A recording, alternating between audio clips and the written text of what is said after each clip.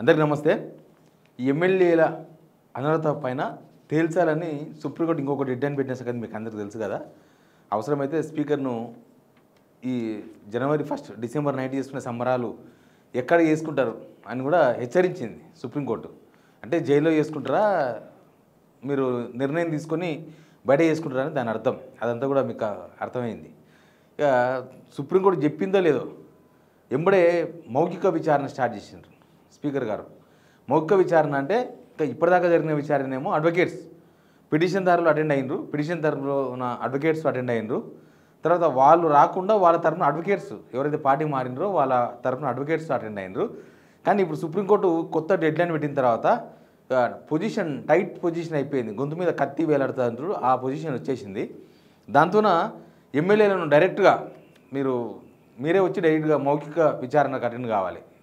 Already ఇద్దరు విచారణ ముగిసింది, ఇంకా మిగతా వాళ్ళ విచారణ కూడా అయిపోతుంది. ఇదంతా కూడా ఉన్న ఫలంగా అనమాట. ఇంకా తప్పదు, ఇంక ఇప్పుడు ఏదో ఒక నిర్ణయం తీసుకోక తప్పదు స్పీకర్. కానీ ఆ స్పీకర్ తీసుకునే నిర్ణయం కూడా ముందు నొయ్యి వెనక గోయిలాక అయిపోయింది పరిస్థితి. వాళ్ళ మీద వాళ్ళ పార్టీ మారలేదని చెప్పాలనా, లేకపోతే వాళ్ళ పార్టీ మారినంటేనేమో వేటు వేయక తప్పదు. ఇందులో మళ్ళీ ఖైరతాబాదు స్టేషన్ కన్పూర్ ఇష్యూ ఇంకొకలాగా ఉంది.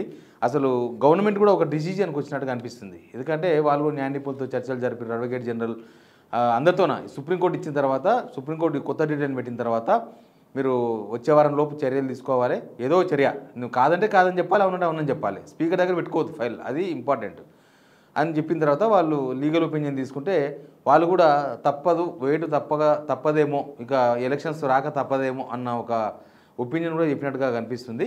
ఎనీవే అసలు ఏం జరుగుతుంది ఈ కేసులో? అసలు ఎమ్మెల్యేలు ఈ 10 మంది పార్టీ మారిన 10 మంది ఎమ్మెల్యేలో 2 దిల్దారు ఉన్నారు, మిగతా వాళ్ళంతా పరిశాన్ ఉన్నారు. ఏం పరిశాను అదంతా కూడా మాట్లాడదాం. అంతకన్నా ముందు సబ్స్క్రైబ్ చేయండి, షేర్ చేయండి. దీనిలో జరిగిన అన్ని ఎపిసోడ్లు తెలుసు.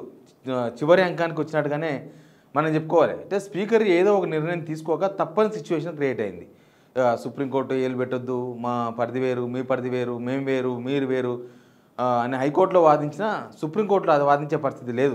అవతల పక్కన వెస్ట్ బెంగాల్ కలకత్తాలో ఒక ఎమ్మెల్యే మీద అక్కడ సుప్రీంకోర్టు ఆదేశాల మేరకు అక్కడ హైకోర్టు వేటు వేసిన తర్వాత తప్పనిసరి పరిస్థితి అయిపోయింది. ఖచ్చితంగా స్పీకర్ ఏదో ఒక నిర్ణయం తీసుకొని పిటిషన్ ఆయన క్లోజ్ చేయాలి. ఆయన పార్టీలో ఉన్నారు అని చెప్పి క్లోజ్ చేస్తారా, లేకపోతే పార్టీ మారినరు అని వేటు వేస్తారా, ఇవంతా స్పీకర్ పరిధిలో అంశం. స్పీకర్ ఏ నిర్ణయం తీసుకుంటారు అనేది మనకి ఇప్పుడే ప్రేక్షణ చేయలేం. కానీ ఆయన దగ్గర నుంచి మాత్రం ఈ పిటిషన్ వెళ్ళిపోవాలి. ఆ పిటిషన్ వెళ్ళిపోతే నెక్స్ట్ మళ్ళీ సుప్రీంకోర్టులో తేల్చుకోవచ్చు. ఒకవేళ వేటు వేస్తేనేమో ఏ గొడవ లేదు, వేటు వేయకపోతే ఈ సాక్ష్యాలు సరిపోవు, ఇవన్నీ సాక్ష్యాలు కాదు, వాళ్ళు చెప్పిందే నిజం, వాళ్ళు పార్టీ మారలేదు అంటే వీళ్ళ దగ్గర ఉన్న సాక్ష్యాలు ఏమేమి సాక్ష్యాలు ఉన్నావో అవన్నీ కూడా తీసుకొని మళ్ళీ సుప్రీంకోర్టులో పెడతారు. సుప్రీంకోర్టు ఫైనల్ హియరింగ్ చేస్తుంది. కానీ ఇక్కడ 3-4 స్టేజెస్ ఉంటాయి. ఒకటి, వాళ్ళంతలకు వాళ్ళు రాజీనామా చేస్తే ఒక రకమైన గౌరవం ఉంటుంది, స్పీకర్ వేటు వేస్తే అదొక రకమైన గౌరవం ఉంటుంది ఎమ్మెల్యేలకు. ఒకవేళ కోర్టే కనుక వీళ్ళను డిస్క్వాలిఫికేషన్ చేస్తే ఆ గౌరవం ఇంకొకలాగా ఉంటుంది. అది రేపు ఎలక్షన్ వచ్చినప్పుడు కూడా దాని ఎఫెక్ట్ చాలా ఉంటుంది.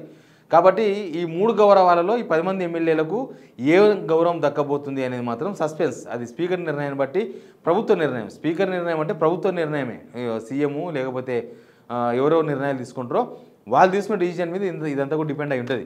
అడ్వకేట్ జనరల్తో మాట్లాడినరు, తర్వాత చాలామందితో మాట్లాడిన తర్వాత వాళ్ళు అక్కడ వెస్ట్ బెంగాల్ కోల్కతాలో హైకోర్టు ఇచ్చిన తీర్పు ఏ బేస్డ్ తీర్పు ఇచ్చింది, ఎందుకు డిస్క్వాలిఫికేషన్ ఇచ్చింది. ముకుల్ రాయ్ అని ఒక MLA, BJP MLA Trinamool Congress party చేరితే దానిపైన వేటు వేసినారు.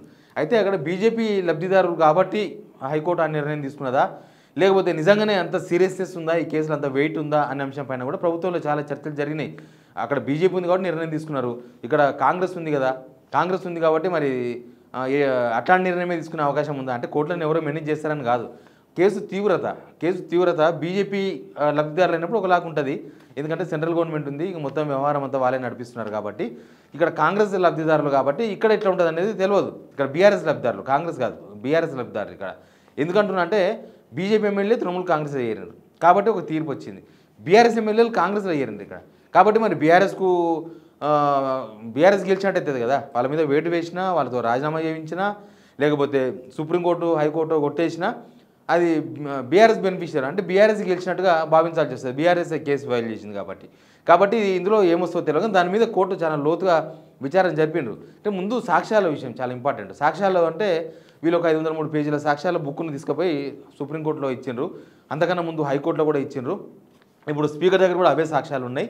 బట్ స్పీకర్ దగ్గర అన్ని సాక్ష్యాలు ఉన్నా స్పీకర్ ఏ నిర్ణయం తీసుకుంటారో తెలియదు. కాబట్టి అసలు వీళ్ళు ఏం చెప్తున్నారు అందరికీ తెలుసు, ఓపెన్గా మాట్లాడుతున్నారు. మేము పార్టీ మారలేదు, మేము బీఆర్ఎస్లోనే ఉన్నాం, కాంగ్రెస్లో ఏరలేదు, ఇట్లాంటి సన్నాయి నొక్కులు చెప్తున్నారు. వీళ్ళు ఇట్లాంటి విషయాలు చెప్తున్నారు. ఓపెన్గా పార్టీ మారినా, ఓపెన్గా కండువాలు కప్పుకున్నా, ఓపెన్గా పార్టీ మీటింగ్లకు అటెండ్ అయినా, ఓపెన్గా కొంతమంది ప్రచారం చేసినా, ఓపెన్గా కార్యకర్తలను కాంగ్రెస్ కండువాలు వేసి చేతి గుర్తున్న కాంగ్రెస్ కండువాలు వేసి జైన్ చేసుకున్నా, ఓపెన్గా వాళ్ళ ఇంటి దగ్గర మొత్తం కాంగ్రెస్ ఫ్లెక్సీలు పెట్టినా, ఓపెన్గా వాళ్ళు బీఆర్ఎస్ ఆఫీస్కు అటెండ్ కాకపోయినా, బీఆర్ఎస్ కార్యక్రమాలకు అటెండ్ కాకపోయినా, అసలు బీఆర్ఎస్తో సంబంధం లేకుండా పోయినా, ఓపెన్గా అసెంబ్లీలో కాంగ్రెస్ వాళ్ళు కూర్చున్న సీట్లలో కూర్చున్నా, ఇది కూడా చాలా ఇంపార్టెంట్. ఎందుకంటే కలకత్తాలో ఈ చాలా ఇంపార్టెంట్ రోల్ పోషించింది.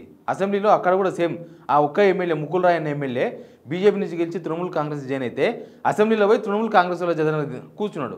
సేమ్ ఇక్కడ కూడా ఈ ఎమ్మెల్యేలందరూ ఏదో ఒక సందర్భంలో అసెంబ్లీకి వచ్చిన సందర్భంలో వాళ్ళు పోయి కాంగ్రెస్ ఎమ్మెల్యేలు వెనకలైనా సరే కూర్చున్నారు, కానీ కాంగ్రెస్ అయినా కూర్చున్నారు. బీఆర్ఎస్ వాళ్ళు కూర్చున్న దగ్గర కూర్చోలేదు, వాళ్ళకి కేటాయించిన సీట్లలో కూర్చోలేదు. ఇవన్నీ కూడా చాలా ఎఫెక్ట్ చూపిస్తాయి. కాబట్టి ముఖ్యమంత్రి గారు కూడా ఈ లీగల్ ఒపీనియన్ ఒకటి తీసుకున్నారంట. అసలు ఏంది ఈ కేసు మనం ఎట్లా డీల్ చేయాలి, నిజంగానే సుప్రీంకోర్టు సీరియస్నెస్ ఎంత సీరియస్నెస్గా ఎఫెక్ట్ ఉంటుంది. గవాయ్ గారు 23 తారీఖు నాడు ఆయన పదవి విరమణ తీసుకుంటారు. తర్వాత ఇంకొక జడ్జి వస్తారు, చీఫ్ జస్టిస్, ఇంకొక కొత్త ఆయన వస్తారు. మరి అప్పుడు కూడా ఇంత సీరియస్నెస్ ఉంటుందా, లేకపోతే గవాయ్ మాత్రమే ఇంత సీరియస్గా వ్యవహరిస్తున్నారా, దీనిలో మనం అంత సీరియస్గా తీసుకోవాల్సిన అవసరం ఉందా, ఇట్లాంటి చాలా అంశాల మీద న్యాయ నిపుణులతో సంప్రదిస్తే లేదు కొంత వ్యవహారం సీరియస్గానే ఉంది. ఇక్కడ మనం అనుకున్నట్టుగా ఇద్దరు రాజీనామాలు, Khairatabad MLA plus station Ghanpur MLA, వీళ్ళిద్దరు రాజీనామా చేసే అవకాశాలు ఉన్నాయి, చేద్దాం అనుకుంటున్నాం కాబట్టి అవి ఓకే. మిగతా 8 మంది ఎమ్మెల్యేలలో కూడా ఇవే సాక్ష్యాలు, కలకత్తాలో కోర్టు కూడా సేమ్ యాజ్ ఇట్ ఈస్ ఇవే సమస్యలు, ఇవే సాక్ష్యాలు, సేమ్ టైం ఇవే ఆధారాలు, సాక్ష్యాలు అంటే ఆధారాలు, సేమ్ టైం సేమ్ ఇదే type of case, same speaker ఇట్లే టైంపాస్ చేయడం, తర్వాత స్పీకర్ లాస్ట్కు ఇవి సాక్ష్యాలుగా పరిగణించము, ఇవి ఆయన పార్టీ మారలేదు అంటున్నాడు కాబట్టి ఆయన పార్టీ మారలేదని చెప్పేసి సేమ్ అక్కడ ఉన్న స్పీకర్ చెప్పడం, తర్వాత మళ్ళీ బీజేపీ సుప్రీంకోర్టుకు పోవడం, సేమ్ అక్కడ బీజేపీ ఏం చేసిందో ఇక్కడ బీఆర్ఎస్ అదే పనిచేసింది. అక్కడ ఎమ్మెల్యే ఏం చేసిండో ఇక్కడ ఎమ్మెల్యేలు అదే చేస్తున్నారు. అక్కడ తృణమూల్ కాంగ్రెస్ ప్రభుత్వం ఏం చేసిందో ఇక్కడ రేవంత్ రెడ్డి సర్కార్ కూడా అదే పనిచేసింది ఈ 10 మంది ఎమ్మెల్యేల విషయంలో. ఇప్పుడు తేలబోతుంది రాబోతుంది అనేది చాలా క్లియర్గా అర్థమైంది. ఇప్పుడు ఎమ్మెల్యేలు చాలా టెన్షన్తో ఉన్నారు. 8 మంది నిన్న అసెంబ్లీలో చెవెల్ ఎమ్మెల్యే యాదయ్య తిరుగుతూ ఉన్నాడు. పాపం ఆయనదో పరిశానే, అందరిది పరిశానే ఉంది. ఇప్పుడు అన్ని ఎలక్షన్స్ కూడా జూబ్లీస్ ఎలక్షన్స్ లాగా మేనేజ్ చేయడం కుదరదు. ఇప్పుడు ఆల్మోస్ట్ పార్టీ ఇంతో అంత ఖర్చు పెట్టినా కూడా జూబ్లీస్ ఎలక్షన్స్లో ఒక 50-60 కోట్లు ఖర్చు పెట్టిన కాంగ్రెస్ పార్టీ తరఫున ఇంకొక 100 కోట్లు నవీన్ యాదవ్ పెట్టుకోక తప్పలేదు, ఆయన భూములు కుదబెట్టి.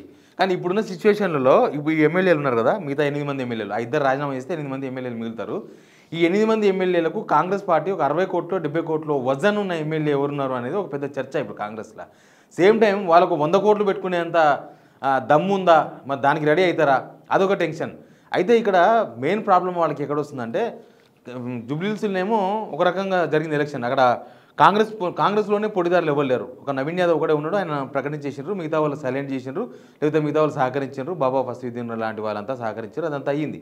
కానీ ఈ మిగతా ఎమ్మెల్యేలు ఉన్న దగ్గర కాంగ్రెస్లోనే ఉన్నారు వాళ్ళు. మేమే పోటీ చేసినాం కాబట్టి మళ్ళీ మేమే పోటీ చేస్తాం రేపు ఉప ఎన్నిక వస్తాయని చెప్పి ఆల్రెడీ వాళ్ళు కార్యకర్తలంతా వాళ్ళే కూడా తిప్పుకుంటున్నారు. ఈ పార్టీ మారిన ఎమ్మెల్యేలు ఎంబడి కార్యకర్తలు లేరు, కాంగ్రెస్ కార్యకర్తలు ఎవరు కూడా. ప్లస్ అసలు వాళ్ళు ఎంతవరకు సహకరిస్తారు అనేది రెండో పాయింట్. మూడో పాయింట్ ఏంటంటే ఆల్రెడీ 2 years అయిపోతుంది, ఎలక్షన్ ఇప్పుడేం రాదు. ఒకవేళ వాళ్ళు రాజీనామాలు చేసినా, ఒకవేళ కోర్టు కొట్టేసినా, ఏమైనా కూడా నెక్స్ట్ ఇయర్ మనకు మళ్ళీ మార్చి ఏప్రిల్ వెళ్ళిపోతాం, 2026కి వెళ్ళిపోతాం. అప్పటికి కాంగ్రెస్ మీద ఇంకా తీవ్రమైన అసహనము, తర్వాత అసంతృప్తి జనాల్లో బాగా పెరిగిపోయే అవకాశం ఉంది. 2 years అవుతుంది ఏం చేయలేదు అనేది బాగా జనాల్లో ఉంది కదా, అది ఇంకింత బలంగా నాటుకునే అవకాశం కనిపిస్తుంది. ప్లస్ ఈ పార్టీ మారిన ఎమ్మెల్యేల మీద డిఫరెంట్ ఉంటుంది. నవీన్ యాదవ్ వేరు, ఆయన 2 సార్లు ఓడిపోయాడు, లేకపోతే ఆయన ఫ్రెష్ క్యాండిడేటు, ఆయన పార్టీ మారిన ఎమ్మెల్యే కాదు. కానీ పార్టీ మారిన ఎమ్మెల్యేల విషయంలో చాలా డిఫికల్ట్ చర్చలు ఉంటాయి జనాలలో. కాబట్టి పార్టీ మారిన ఎమ్మెల్యేల విషయంలో అటు బీఆర్ఎస్ క్యాడరు సహకరించదు, ఎంబడున్న వాళ్ళు ఎవరైనా ఉంటే, కాంగ్రెస్ క్యాడరు అంతా వేరే వాళ్ళు ఎంబడి ఒక్కొక్క ఎమ్మెల్యే దగ్గర ఓడిపోయి ఉన్నారు కదా. ఇప్పుడు ఆల్రెడీ జీవన్ రెడ్డి మాట్లాడుతున్నాడు జగిత్యాల, లేకపోతే ఇక్కడ భీంభరత్ చేవేలను, లేకపోతే ఏనుమల రవీందర్ రెడ్డి మాట్లాడుతున్నాడు మాజీ స్పీకర్ పోచారం శ్రీనివాస్ రెడ్డి దగ్గర. ఇట్లా ప్రతి దగ్గర ఒక గొడవ ఉంది.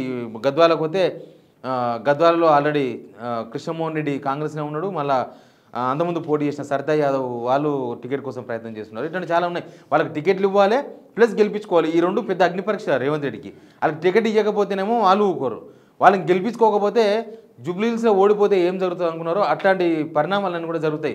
ఇంకొకటి ఏంటంటే దీనిలో మొత్తం 10 మంది ఎమ్మెల్యేలు, 10 మంది ఎమ్మెల్యేలలో కాంగ్రెస్ ఎన్ని ఓడిపోయినట్టే. ఎందుకంటే 10 మంది ఎమ్మెల్యేలు ఇప్పుడు బీఆర్ఎస్తో లేరు, వాళ్ళు ఇప్పుడు కాంగ్రెస్తో ఉన్నారు. వాళ్ళు ఓడిపోతే వీళ్ళు ఓడిపోతే ఆటోమేటిక్గా బీఆర్ఎస్ఏ గెలిచే అవకాశాలు ఎక్కువ ఉన్నాయి కదా, బీజేపీ గెలిచే అవకాశాలు చాలా తక్కువగా అనిపిస్తున్నాయి. కాబట్టి 1 గెలిచినా 2 గెలిచినా వాళ్ళకి ప్లస్ అవుతుంది. కానీ ఎక్కువ సీట్లు ఓడిపోయే ప్రమాదం కూడా కనిపిస్తుంది కదా ఇక్కడ. జనమంతా ఇప్పుడు హైదరాబాద్ జూబ్లీహిల్స్ ఉప ఎన్నికలాగా లేకపోతే ఆ కాన్స్టిట్యున్సీలో ఉండే లాగా దొంగ ఓట్లు వేయించుకునే ప్రక్రియనో లేకపోతే జనాలకు డబ్బులు ఇస్తే చాలు ఓట్లు వేస్తారనే అట్లాంటి వాతావరణం అంతా రాష్ట్రం అంతా ఉంటుంది. అట్లా అన్ని దగ్గర పాసిబుల్ అవుతుందని కూడా చెప్పడానికి అవకాశం లేదు. ఎనీవే ఈ 10 మంది ఎమ్మెల్యేల్లో ఇప్పుడు ఒక పెద్ద గుబులు ఏంటంటే రేవంత్ రెడ్డి కాపాడుతున్నాడు, కాపాడలేకపోతున్నాడు. రేవంత్ రెడ్డి కూడా ఏం చేయలేడు కదా. రేవంత్ రెడ్డి ఇంత సీరియస్ అయితే అనుకోలే మ్యాటర్, ఈజీగా అయిపోతుంది. హైకోర్టులో ఏం చెప్పినాము, సుప్రీంకోర్టులో అదే చెప్పేస్తాము, అయిపోతుంది, ఏమున్నది, ఇవన్నీ పనికిరావులే అని అనుకున్నారు. బట్ పరిణామాలు మాత్రం చాలా సీరియస్గా కనిపిస్తున్నాయి. ఎలక్షన్ వస్తుందని అడ్వకేట్ జనరల్ లాంటి వాళ్ళు చెప్తుంటే ఇంకా దీనిలో సీరియస్నెస్ అర్థమవుతుంది గవర్నమెంట్కి. వీళ్ళను పార్టీలో చేర్చుకోకుండా పక్కకు పెట్టేసి అసంతృప్త ఒక గ్రూప్ను తయారు చేస్తున్నా వేరే ఉంటుండే. ఇదంతా కూడా ఎక్స్పీరియన్స్ లేకపోవడంతో జరిగిందేమో. వాళ్ళందరినీ సపరేట్ గ్రూప్ పెట్టింటే ఇంత దూరం వచ్చేది కాదు. ఇంకోటి ఏంటంటే 16 మంది ఎమ్మెల్యేలు చేసుకున్నా ఇప్పుడు సాధ్యం కాదు. వాళ్ళంతా సుప్రీంకోర్టులో పిటిషన్ పడకముందే చేసుకుంటే ఆ 2/3 ఫార్ములా వర్కౌట్ అయిందని చెప్పడానికి అవకాశం ఉంటుండే. ఇప్పుడు ఈ 10 మంది ఎమ్మెల్యేలు వేరు, మళ్ళీ సపరేట్ ఒకవేళ వాళ్ళు ఎల్పీని విలీనం చేసుకోవాలనుకుంటే ఇంకొక 26 మందిని చేసుకోవాల్సి వస్తుంది. అదంతా సాధ్యమయ్యే పని అయితే అనిపిస్తలేదు. కాబట్టి చూద్దాం ఏం జరుగుతుందో. బట్ వ్యవహారం మాత్రం సీరియస్ ఉన్న విషయం ప్రభుత్వానికి మాత్రం అర్థమైంది. అందుకే స్పీకర్ ఉన్న ఫలంగా విచారణ అది దానికి కొద్దిగా హడావిడి కూడా స్టార్ట్ అయింది. చూద్దాం ఏం జరుగుతుందో. Please subscribe signal TV.